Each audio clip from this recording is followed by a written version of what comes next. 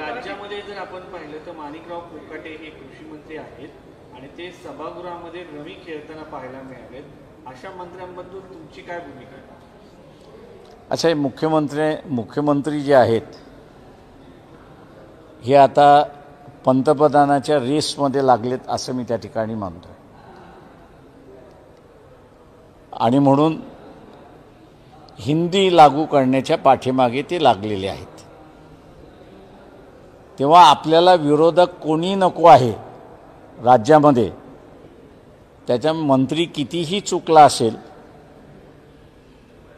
तरी त्याला ब्र शब्दाने विचारायचं नाही, असंच एक धोरण मुख्यमंत्र्यांचं त्या ठिकाणी दिसतंय आणि त्याचा असणारा परिणाम जो आहे तो महाराष्ट्र राज्यावरती दिसतोय हा अस्तित्वाचा भाग आहे।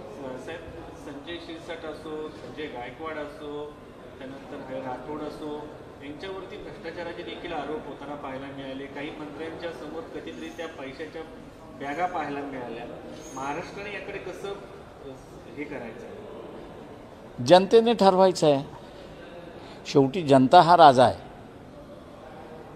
तेव्हा जनतेने कोणाला मतदान द्यायचं हे पहिल्यांदा त्यांनी ठरवलं पाहिजे। सर, तुम्ही राजधानी दिल्लीत आहात। कालच पार्लमेंटच्या लॉबीमध्ये हे बघितलं गेलं, निशिकांत दुबे आणि त्यांचं जो वक्तव्य होतं एका मराठी माणसाला घेऊन, महाराष्ट्राला घेऊन, त्या सगळ्यांना लक्षात घेऊन काँग्रेसचे काही खासदार आहेत, महिला खासदार आहेत, त्यांनी त्यांना घेरलं, जय महाराष्ट्र म्हणून नारा लावला आणि धडा शिकवला।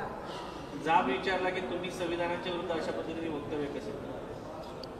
मी असणारं जे आहे एवढंच सांगेन की जी काही वॉर्निंग्स बाबासाहेबांनी